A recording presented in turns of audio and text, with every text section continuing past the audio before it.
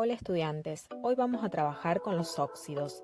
Estos son compuestos binarios, es decir, formados por dos elementos, en este caso, oxígeno con algún otro elemento de la tabla periódica. Vamos a analizar algunos compuestos y sustancias para aprender el lenguaje de la química.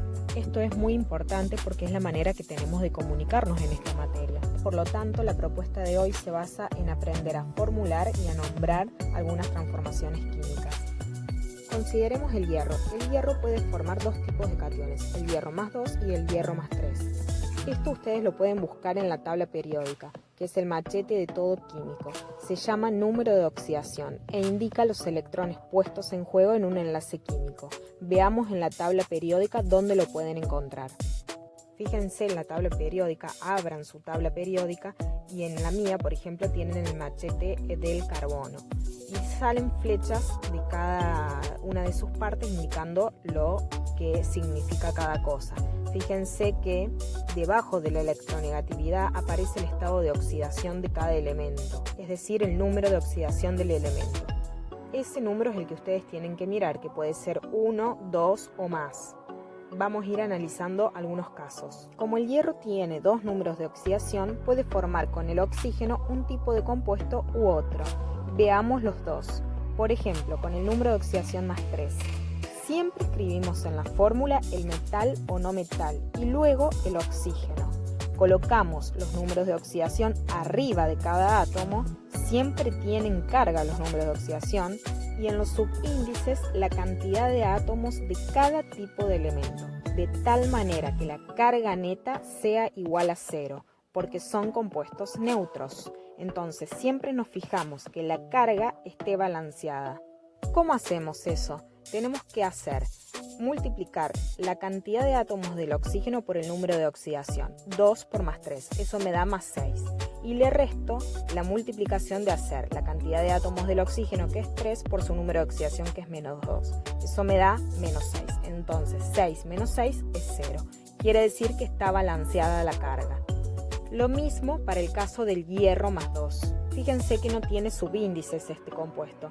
Bueno, porque eso me está indicando que tenemos un átomo de cada elemento, un átomo de hierro y un átomo de oxígeno. Y el subíndice 1 nunca se escribe en las fórmulas. Veamos el caso del cobre. El cobre con número de oxidación más 1. ¿Cómo sería su fórmula? Colocamos los números de oxidación tanto en el oxígeno como en el cobre. Siempre en los óxidos el oxígeno actúa con número de oxidación menos 2. Es lo primero que hago, poner el menos 2 arriba del oxígeno. Y luego coloco el número de oxidación más 1 arriba del cobre. Recuerden que los números de oxidación, los que tienen carga, van arriba. Ahora balanceo las cargas añadiendo la cantidad de átomos que necesito en cada uno. Es decir, que necesito 2 átomos de cobre para equilibrar la carga menos 2 del átomo de oxígeno. El cloro es un caso especial como todos los elementos de su grupo, los halógenos. Tiene 4 números de oxidación posible y por eso puede formar 4 tipos de sustancias con el oxígeno. Ahora, ¿cómo los nombro para poder formularlos? Tenemos 3 tipos de nomenclatura, por numerales de Stock, por atomicidad y la tradicional. Vamos de a una. Los numerales de Stock indican el número de oxidación del elemento que acompaña al oxígeno. Por ejemplo, volvamos al hierro, siempre poniendo la palabra óxido de, o sea, óxido de hierro 2. El número de oxidación indicado entre paréntesis y en números romanos. En el caso de actuar con el número de oxidación más 3, se escribe óxido de hierro 3 entre paréntesis y en números romanos. Veamos la nomenclatura por atomicidad. Esta me indica la cantidad de átomos de cada elemento. Por ejemplo, la fórmula que tienen ahí la llamo trióxido de dihierro, porque tiene 2 átomos de hierro y 3 átomos de oxígeno. Veamos el monóxido de hierro. El número 1 indica la cantidad de átomos, no se escribe en la fórmula, quedando en este caso la palabra feo. El prefijo mono, que indica 1, siempre y solamente acompaña al oxígeno. No se dice monóxido de monohierro. Veamos la nomenclatura tradicional. El hierro, como ya dijimos, puede formar 2 cationes, más 2 y más 3.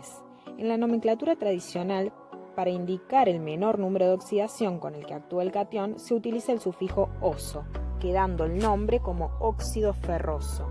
y se utiliza el sufijo ico para indicar el número de mayor oxidación.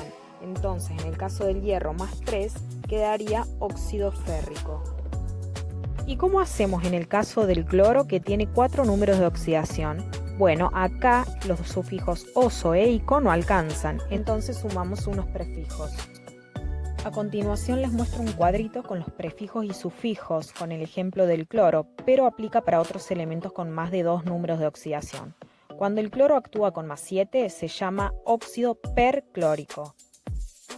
Cuando actúa con el número de oxidación más 3 se denomina óxido cloroso, y cuando actúa con el menor número de oxidación se llama óxido hipocloroso. Es decir, que el prefijo per acompañado con el sufijo ico me indica el número de oxidación más 7. El sufijo ico solamente me indica que actúa con el número de oxidación más 5. El sufijo oso únicamente me indica que actúa con el número de oxidación más 3. Y el prefijo hipo acompañado del sufijo oso indica el número de oxidación más 1. Veámoslos con sus fórmulas. Este es el óxido perclórico porque actúa con número de oxidación más 7.